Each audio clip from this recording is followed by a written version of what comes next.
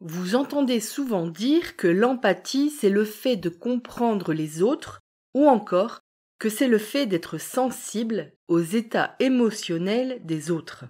L'empathie, nous dit-on, serait donc le fait d'être ému par l'autre, d'être touché par ce que l'autre vit et ressent.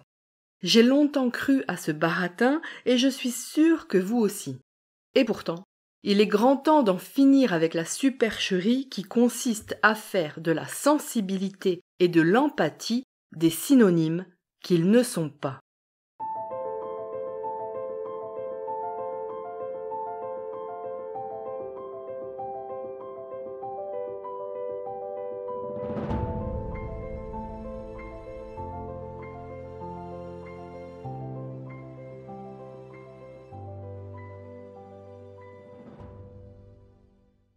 Bienvenue dans ce nouvel épisode du podcast La petite histoire des manipulations.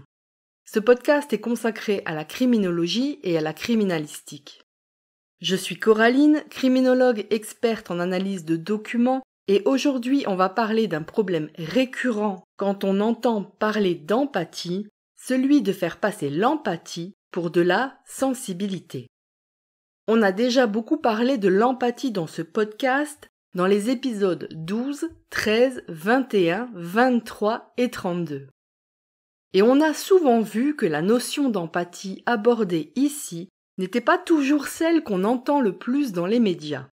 Car souvent, on persiste à définir l'empathie comme la capacité à comprendre l'autre et à ressentir ses émotions. Et le gros problème dans cette vision de l'empathie, c'est qu'elle repose sur une confusion entre les termes sensibilité et empathie. Ces deux termes sont vus comme des synonymes alors qu'ils reflètent des réalités bien différentes. On va donc commencer par le commencement et définir ces deux termes pour voir pourquoi il faut arrêter de les prendre l'un pour l'autre.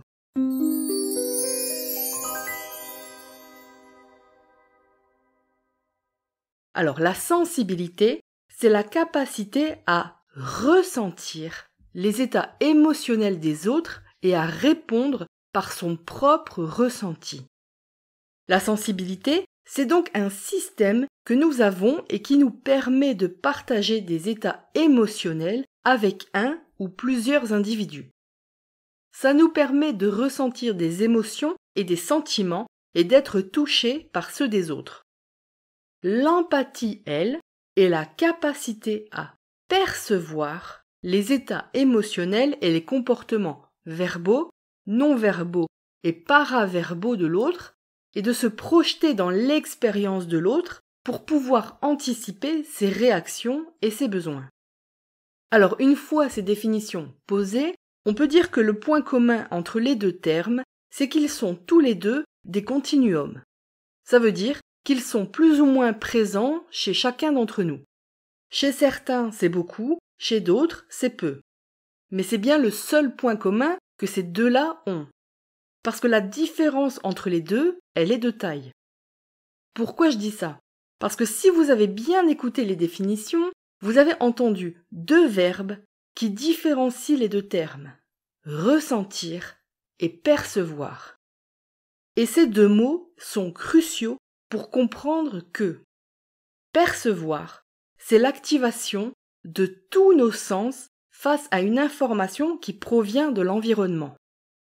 Dans ce cas, un ensemble d'informations visuelles, auditives, kinesthésiques ou autres nous parviennent et activent notre système de prise en compte de la situation pour nous permettre d'agir de façon adéquate. Ressentir, ça correspond à l'activation du système émotionnel face à une information de l'environnement. Pour le dire autrement, nous percevons quelqu'un en souffrance, par exemple, et l'ensemble des informations qui signent la souffrance de l'autre activent notre système émotionnel qui va alors produire une réaction émotionnelle. Donc, pour percevoir, il n'est pas nécessaire de ressentir. Mais pour ressentir, il est nécessaire de percevoir. Et c'est là que je sens que je vais vous perdre, donc on va détailler tout ça. Alors une petite parenthèse avant de continuer. Si ce sujet vous intéresse, rendez-vous sur le site expertisededocuments.com pour rejoindre la newsletter du site. Vous pourrez télécharger gratuitement la carte qui récapitule les points essentiels de l'épisode. Mais surtout, c'est sur cette newsletter que la discussion continue.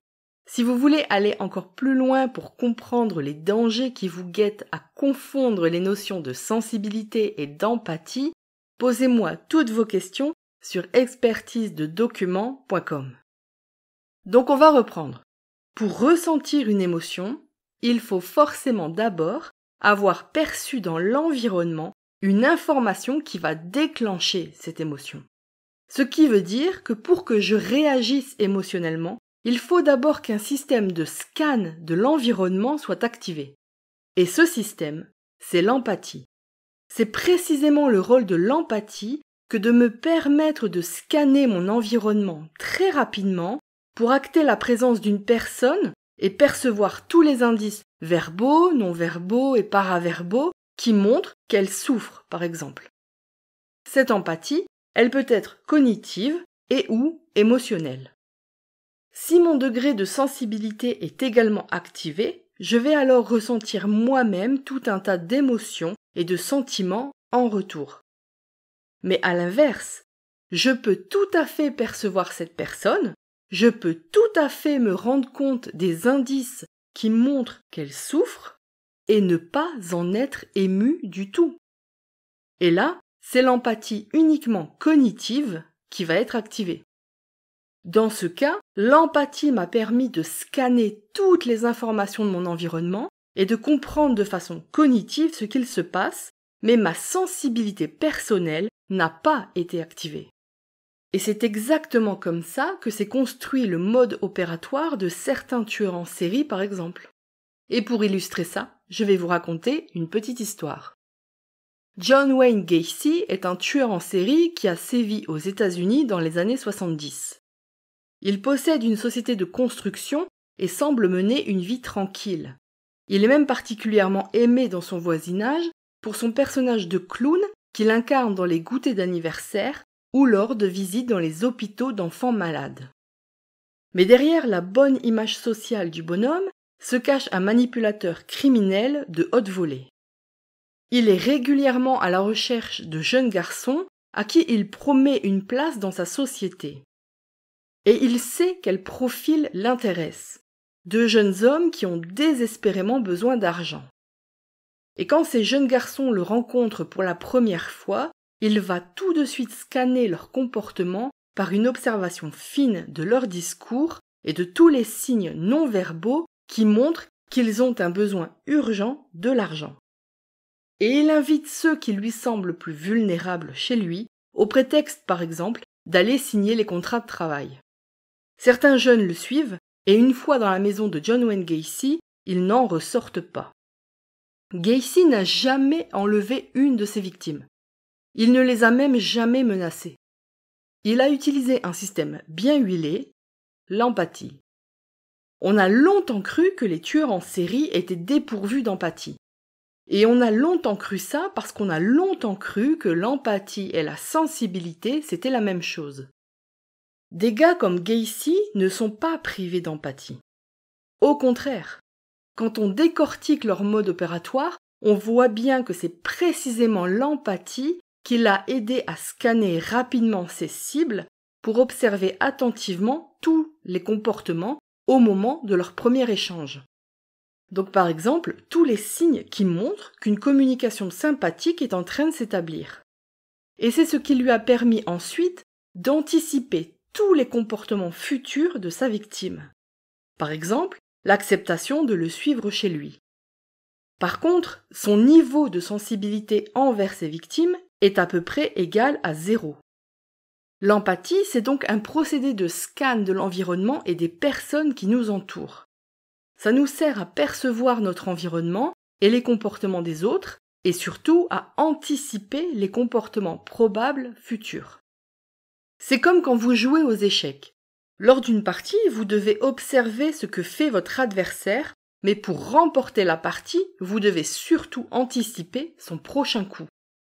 Et vous devez, en fonction de cette projection, décider du vôtre. Vous activez donc votre empathie, car vous devez observer finement l'ensemble des comportements de l'autre. Mais vous devez éviter d'entrer dans l'émotionnel, au risque de fournir des informations sur vous et sur votre jeu à votre adversaire, ou d'être secoué vous-même par les émotions qu'il laisse percevoir. Vous activez donc votre empathie tout en laissant de côté votre sensibilité, en tout cas le temps de la partie. Mais vous allez pouvoir récupérer vos émotions à la fin de la partie terminée.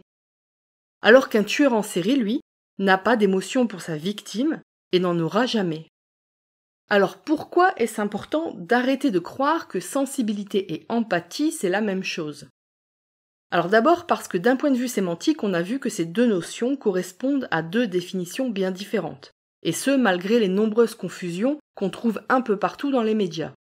Ensuite parce que percevoir et ressentir, c'est deux activités différentes. Si pour ressentir, on a besoin d'abord de percevoir, l'inverse n'est pas vrai.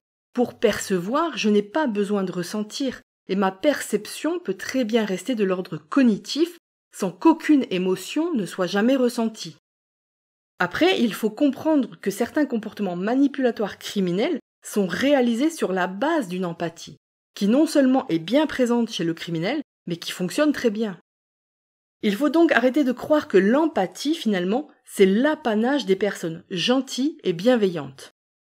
Comme on l'a dit et redit dans les épisodes de ce podcast, l'empathie n'est que ce qu'on en fait. Elle peut servir à porter assistance, mais elle peut aussi être l'arme la plus affûtée pour porter préjudice à quelqu'un. Alors j'espère que cet épisode vous a plu et en attendant de vous retrouver mercredi dans 15 jours pour un nouvel épisode, n'oubliez pas, un grand bobard commence toujours par une petite histoire.